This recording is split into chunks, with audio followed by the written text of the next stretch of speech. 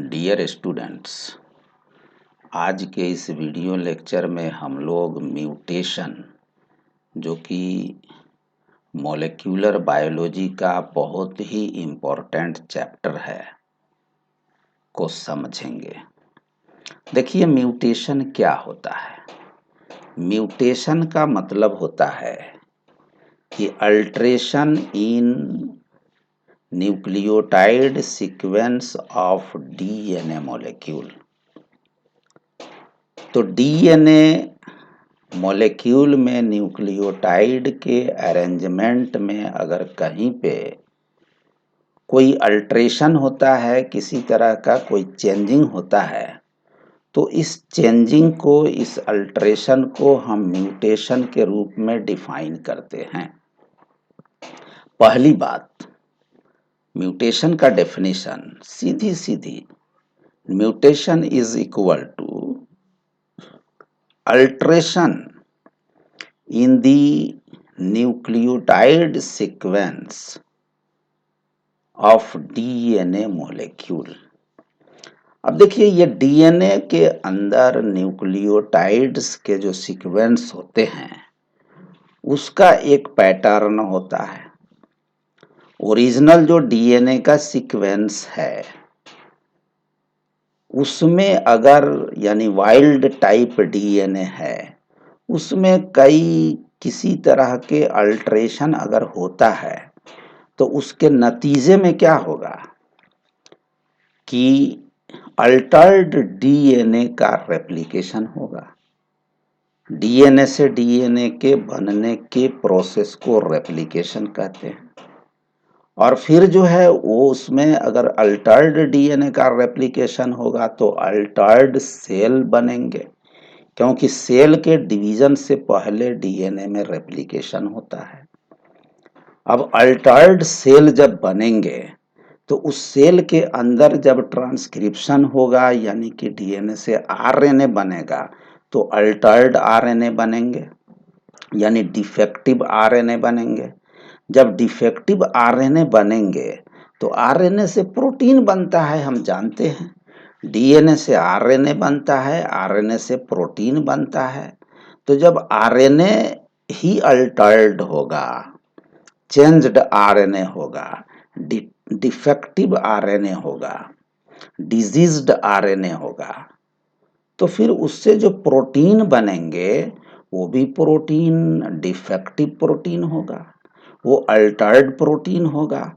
और उस Altered protein का अगर एक्युमुलेशन हो गया सेल्स के अंदर, और अल्टर्ड सेल्स का एक्युमुलेशन हो गया, सेल साइकिल अगर अनकंट्रोल्ड हो गया, तो इसी कंडीशन को ही तो हम कैंसर के रूप में डिफाइन करते हैं कि uncontrolled proliferation of cell is known as cancer.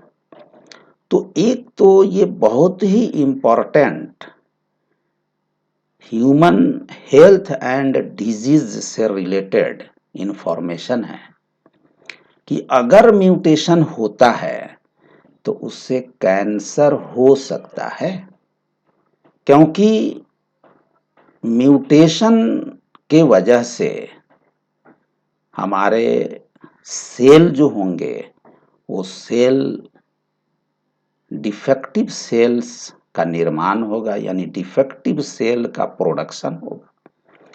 तो इस वीडियो लेक्चर में हम लोग म्यूटेशन की जो मॉलिक्यूलर बायोलॉजी है डेफिनेशन के लेवल पे, इतनी बात हम लोग समझेंगे। तो सबसे पहले आप म्यूटेशन का डेफिनेशन लिखिए कि alteration in the sequence of nucleotides of DNA is described as mutation. तो ये जो है इसका डेफिनेशन हो गया। आप देखिए कि म्यूटेशन दो लेवल पे होता है। पहला तो ये है कि एक जो फंक्शनल जीन है उस जीन के सीक्वेंस में म्यूटेशन हो जाए, यानी अल्ट्रेशन हो जाए, या एक क्रोमोसोम का एक पार्ट है जिसमें कई जीन्स हो सकते हैं, सैकड़ों जीन्स हो सकते हैं एक साथ क्रोमोसोम के एक पार्ट में। तो उस क्रोमोसोम का एक पार्ट जो है डिफेक्टिव हो जाए, उसमें से डिलीशन हो जाए, यानी क्रोमोसोम का पार्ट टूट कर निकल जाए, जिसको हम डिलीशन कहते हैं, या उसमें इंसर्शन हो जाए, या फिर क्रोमोसोम जो है उस क्रोमोसोम के नंबर में अल्टरेशन हो जाए। चूंकि डीएनए जो होता है वो क्रोमोसोम के अंदर होता है, गुणसूत्र के अंदर होता है। सेल के अंदर न्यूक्लियस है, न्यूक्लियस में गुणसूत्र है यानी क्रोमोसोम है, और क्रोमोसोम के अंदर डीएनए है। तो चाहे वो क्रोमोसोम के स्ट्रक्चर में किसी तरह का अल्टरेशन हो, या चाहे क्रोमोसोम के अंदर डीएनए है उसके सीक्वेंस में किसी तरह का अल्टरेशन हो, तो दोनों केस में असल जो फेनोमेनन होगी, असल जो क्रिया होगी म्यूटेशन के संबंध में, वो अल्टरेशन ही होगा न्यूक्लियोटाइड सीक्वेंस में। चाहे पूरा के पूरा जीन डिलीट होकर आ जाए, या उसके एक एलील जो है वो फंक्शनल नहीं रहे, उसमें कोई प्रॉब्लम हो जाए, या डीएनए का एक पार्ट उसमें से निकल के बाहर आ जाए, या एक एलील जो है निकल कर बाहर आ जाए, या उसमें इंसर्शन हो जाए, तो चाहे केस जो भी हो वो अल्टरेशन ऑफ न्यूक्लियोटाइड सीक्वेंस ही कहलाएगा। तो इस कंडीशन को हम कहते हैं म्यूटेशन।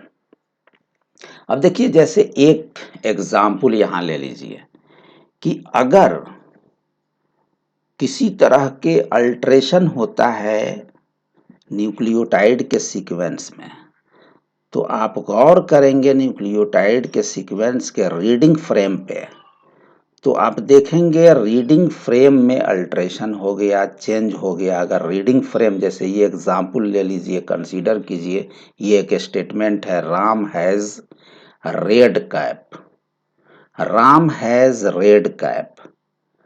इसमें अगर रेड के जगह पर जो RED है उसमें अगर इंसर्शन हो जाता है एक एक अल्फाबेट का, एक लेटर का, जिसे बी, जो रेड कलर का बी दिखा है, आप नीचे वाले सेंटेंस में देखिए, तो क्या होगा, राम हैज BRE, BRE का कोई मतलब नहीं है, DCA फिर P, इस सेंटेंस का कोई मतलब नहीं है।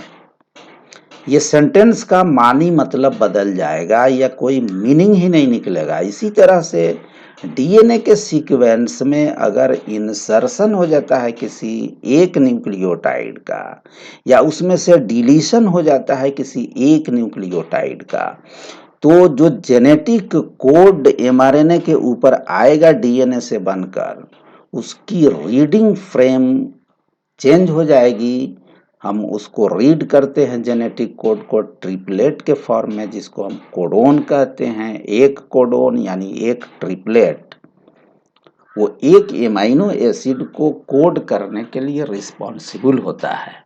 तो वो एमाइनो एसिड ही चेंज हो जाएगा अगर एक जो है डिलीशन होता है या इंसर्शन होता है, तो एक एमाइनो एसिड चेंज नहीं होगा, बल्कि जहां जिस पॉइंट पे इंसर्शन हुआ है या डिलीशन हुआ है, उस पॉइंट से पूरा उसकी रीडिंग फ्रेम चूंकि बदल जाएगी, इसलिए उसका मानी मतलब बदल जाएगा, उसका कोई सेंस नहीं निकलेगा, और उससे एक डिफेक्टिव प्रोटीन बनेंगे। और वो डिफेक्टिव प्रोटीन हमारे सेल के लिए लीथल हो सकता है, वो कैंसर भी कॉज कर सकता है। अगर ट्यूमर सप्रेसर जीन है, ऐसा जीन जो ट्यूमर को नहीं होने देता है, अगर ट्यूमर सप्रेसर जीन के अंदर इस तरह के डिलेशन या इंसर्शन म्यूटेशन होता है, तो फिर पूरा के पूरा वो प्रोटीन बदल जाएगा, जिससे जो है कैंसर को सप्रेस नहीं किया जा सकेगा, और कैंसर का वहाँ पे होना जो है, वो कैंसर की जो पैथोजेनेसिस का पाथवे है वो ट्रिगर हो जाएगा, और वहाँ कैंसर डेवलप होना शुरू हो जाएगा।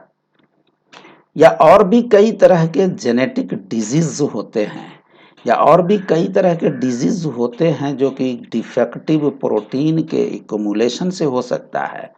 तो वो डिजीज हो सकता है। तो इसलिए म्यूटेशन जो है वो डिजीज के प्रोग्रेशन के लिए, खासकर कैंसर के प्रोग्रेशन के लिए बहुत ही इम्पोर्टेंट है, बहुत इम्पोर्टेंट टूल है। इसलिए इसकी समझ हमारे पास होना चाहिए। अच्छा, अब आइए हम इसी सेंटेंस पे गौर करते हैं। मान लिया कि राम हैज रेड कैप। अगर इस तरह के रीडिंग फ्रेम है जो ओरिजिनल इसका जो सेंटेंस है, तो उसका तो कुछ न कुछ मानी निकलता है, उसका कुछ न कुछ मतलब है।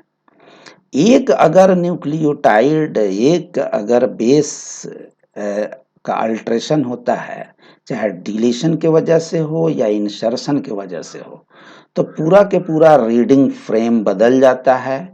लेकिन अगर एक पूरा कोडोन यानी कि एक ट्रिपलेट अगर चेंज हो जाए, जैसे रेड के जगह बिग आ जाए, तो कोई बहुत ज़्यादा फर्क नहीं पड़ेगा। एक इमाइनो एसिड का फर्क पड़ेगा, उसमें जो है उस एक इमाइनो एसिड के डिफेक्टिवली अगर वहाँ पे अल्ट्रेशन हो जाने की वजह से बहुत ज़्यादा फर्क नहीं पड़ेगा। इसलिए हम कह सकते हैं कि अगर किसी जीन का जो रीडिंग फ्रेम है उसमें एक कोडोन चेंज होता है, तो बहुत ज़्यादा फर्क नहीं पड़ता है उसके प्रोटीन के नेचर पे, उसके प्रोटीन के फंक्शन पे। लेकिन अगर एक एक जो है कोडोन चेंज नहीं होकर अगर एक बेस चेंज होता है वहाँ पे डिलीशन के वजह से या इंसर्शन के वजह से। डिलीशन का मतलब ये है कि वहाँ से वो डिलीट हो गया, वहाँ से वो निकल गया। इंसर्शन का मतलब है उसमें एक्स्ट्रा एक जाकर घुस गया, जैसे यहाँ इंसर्शन हुआ है बी के रूप में। देखिए पूरा रीडिंग फ्रेम चेंज हो गया।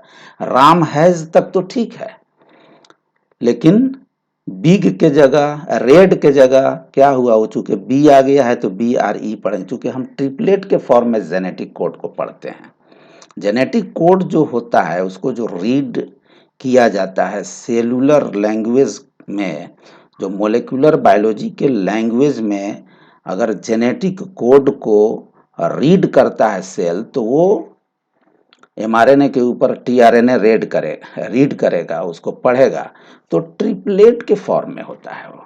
और एक ट्रिपलेट को हम एक कोडोन कहते हैं। एक कोडोन एक एमाइनो एसिड को कोड करता है। तो यहाँ से जो रीडिंग फ्रेम उसकी चेंज होगी तो सारे एमाइनो एसिड्स चेंज हो जाएंगे उसके। तो इसका मतलब क्या हुआ कि डिलीशन म्यूटेशन अगर हो रहा है जीन म्यूटेशन के अंदर या इंसर्शन म्यूटेशन हो रहा है, तो वो उस ऑर्गेनिज्म के लिए लीथल हो सकता है।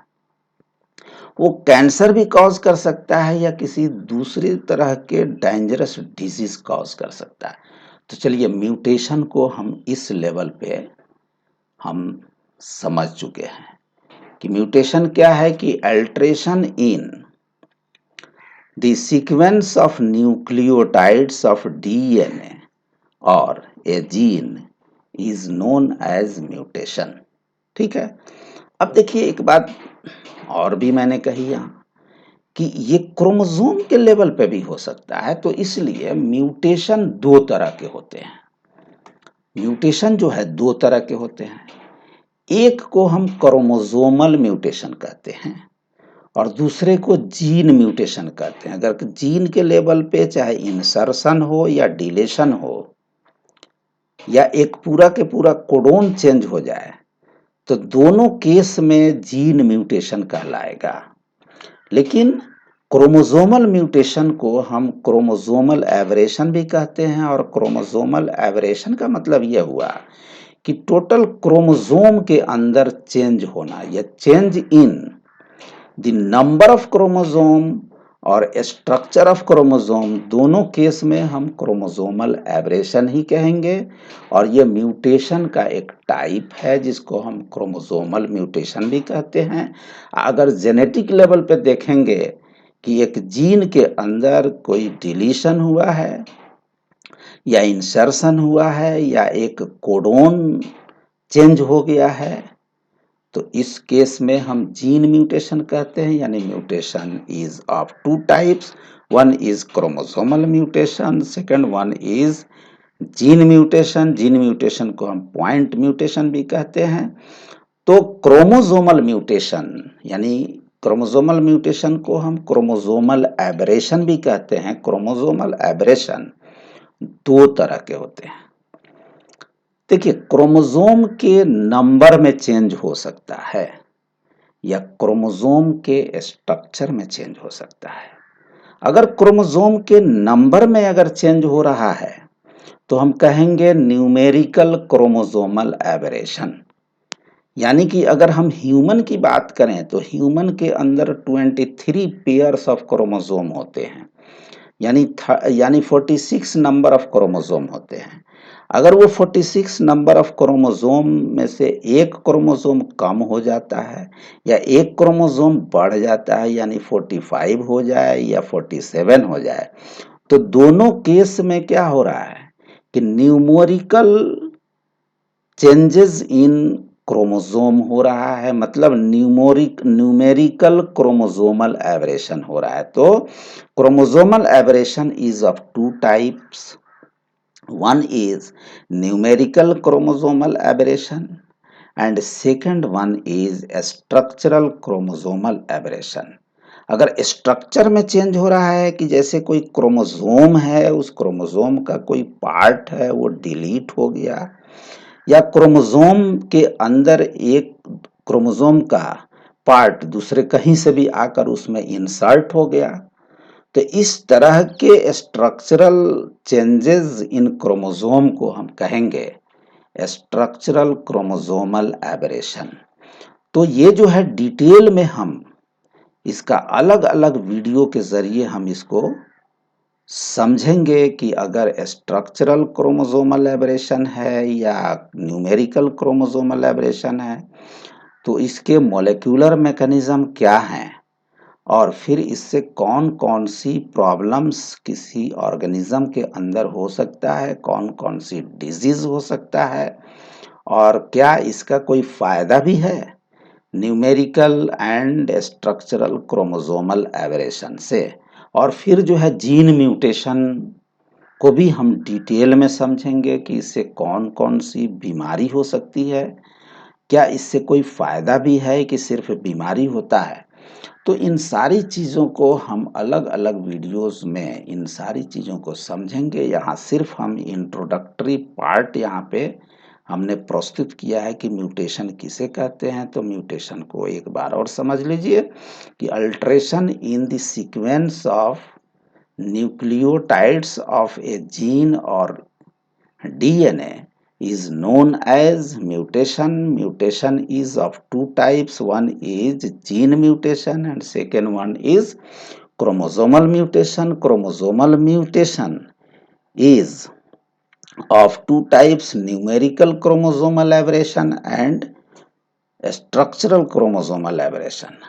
उसी में जो है डिलीशन म्यूटेशन होगा, इंसर्शन होगा, इन्वर्जन होगा, कई तरह के उसके टाइप्स होंगे। जीन म्यूटेशन में भी पॉइंट म्यूटेशन, डिलीशन, इंसर्शन और भी कई तरह के म्यूटेशंस के टाइप जो है हैं जिसको हम अलग अलग जहाँ कहीं पर भी ज़रूरत पड़ेगी उसको हम डिस्कस करेंगे। Thanks for watching.